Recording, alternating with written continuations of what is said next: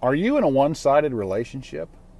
Despite what some experts say, that's not always a bad thing, and I'll explain that to you here today. I'm Jim Miller, helping you find and keep the love of your life. If you're new to the channel, I ask you to go ahead and smash the subscribe button. Give me a thumbs up if you like the content. Tick the bell icon, that way you're notified when I upload new videos, which right now is almost daily.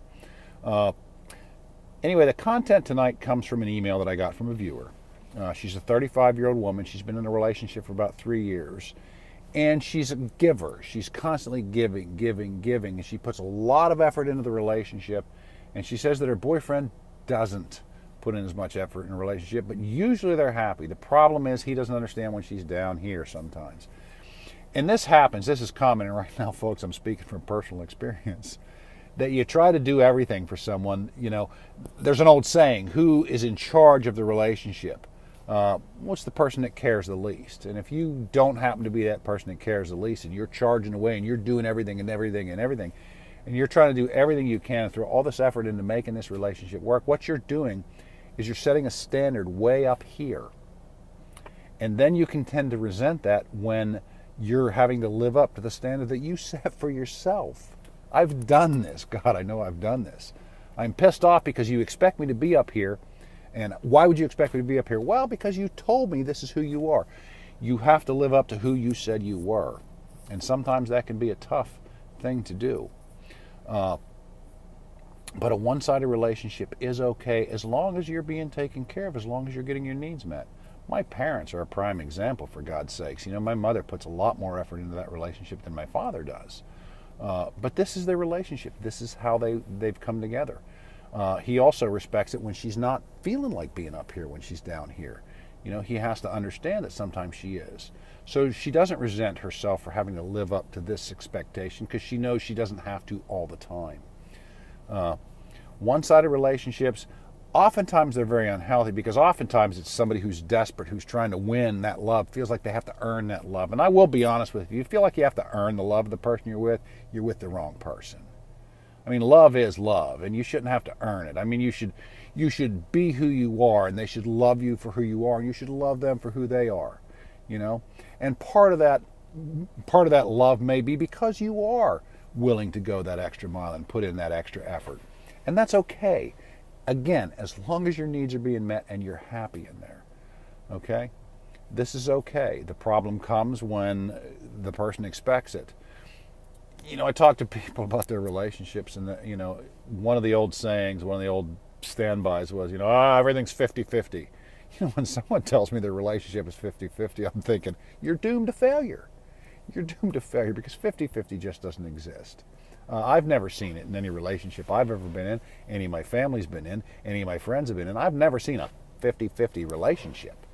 Because some days it's not. Some days it's 100-0, and some days it's 70-30, and some days it's 20-80.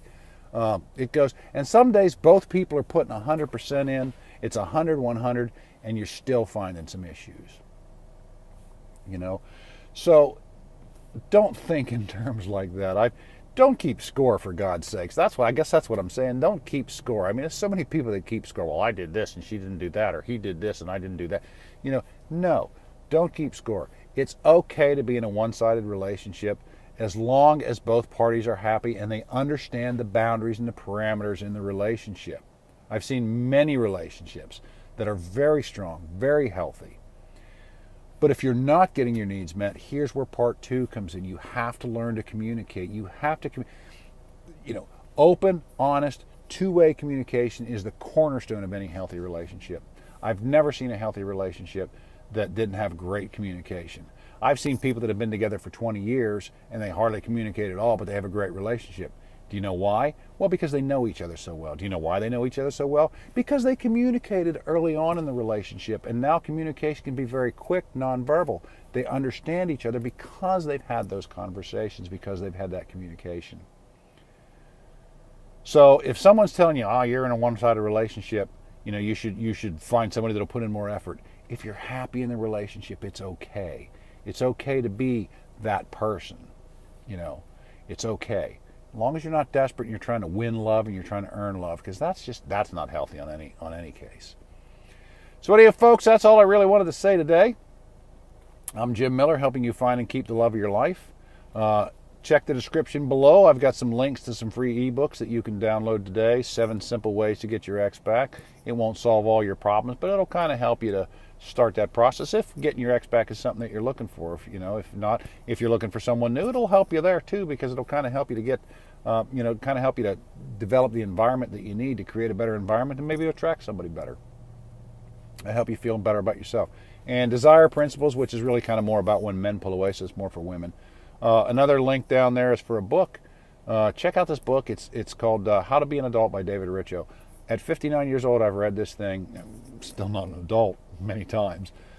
But at 59 years old, I've read this thing many times. I refer to it several times a year.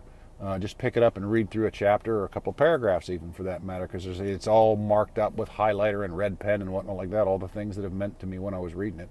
A very good book, very good read. Helps you to, and it deals with relationships as well. A really good relationship book.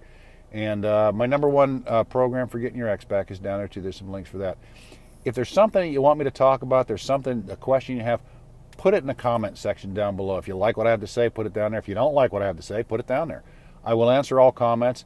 If there's a private matter or something more personal that you don't want to post in the public comments, put a comment in there. I will post my email address, xback59@gmail.com. I can't put that on here. I don't know how to use that software yet. I'll figure it out. Send me an email and I will respond to it, and that's personal, confidential between you and me. So again, folks, Jim Miller, have a great day. Thanks. Bye.